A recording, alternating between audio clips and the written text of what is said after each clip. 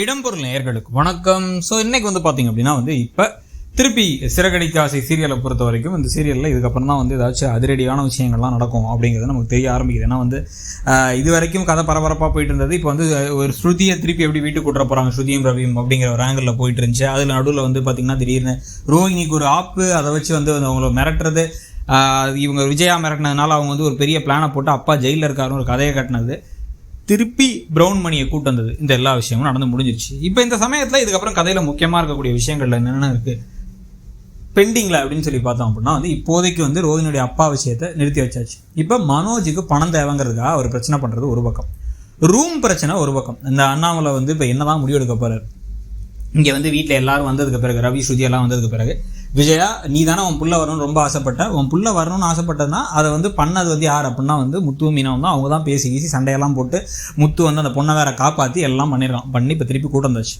இப்போ இதுக்கு பிறகு அதுக்கான தியாகத்தை நீ பண்ணி தான் ஆகணும். அவங்க வரணும்னு ஆசைப்படணும், அதுக்கேற்ற மாதிரி நீயும் கொஞ்சம் தியாகங்கள் பண்ணணும். ஒழுங்காக கிளம்பி வா, கட்டில் வெளில போட்டு நம்ம வெளில படுப்போம். இந்த ரூம் முத்துக்கும் மீனாவுக்கு தான் கொடுத்துட்றோம். நம்ம 3 பசங்களுக்கும் அவங்களுக்கு ஆளுக்கு ஒரு ரூம் இருக்கட்டும், நம்ம மேலே ஒரு ரூம் கட்டுற வரைக்கும் இது இப்படி தான், இல்லை கீழ் வீட்டை காலி பண்ணுற வரைக்கும் இது இப்படி தான் அப்படின்னு அவர் சொல்லணும்.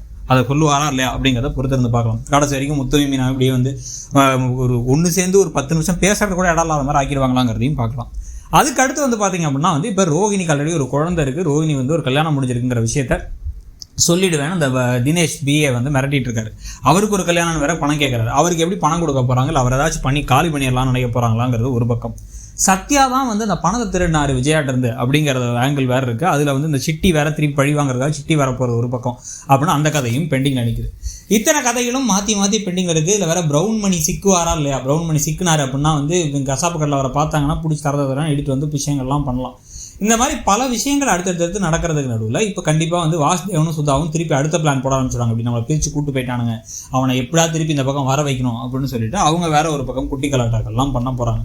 இதில் எல்லாத்தையும் தாண்டி மக்கள் எதிர்பார்த்து கமெண்ட் செக்ஷனில் அடிக்கடி நம்ம பார்க்குற ஒரு விஷயம் என்ன அப்படின்னா முத்து மீனாவுக்கு ஒரு குழந்தைய கொடுங்க, மீனாவை ப்ரெக்னென்ட் ஆகுங்க, மீனாவை ப்ரெக்னென்ட் ஆகணும் அப்படின்னு கதையில் பலர் சொல்லிட்டு இருக்காங்க. ஸோ அந்த திருப்பங்களும் அடுத்தடுத்து வரதுக்கான வாய்ப்புகள் இருக்குது. ஏன்னா அது விஜயாவுக்கு ஒரு பெரிய ஷாக் ஆகிடும். அவங்க என்ன நடந்தாலும் தெரியாது, மனோஜுக்கு தான் முதல்ல குழந்தை பிறக்கணும் அப்படின்னு அவங்க பேசிட்டு இருக்கிற சமயத்தில் அப்படி இல்லை, இது முத்து மீனாவுக்கு தான் முதல்ல குழந்தை, அதில் வரக்கூடிய ட்விஸ்டன்ஸ் வேறு விஷயங்கள் போகுது.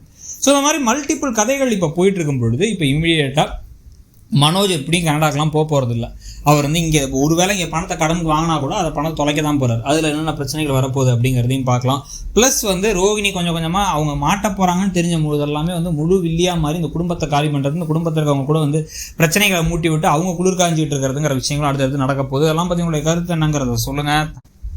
இடம்பொருள் நேயர்களுக்கு வணக்கம். ஸோ இன்னைக்கு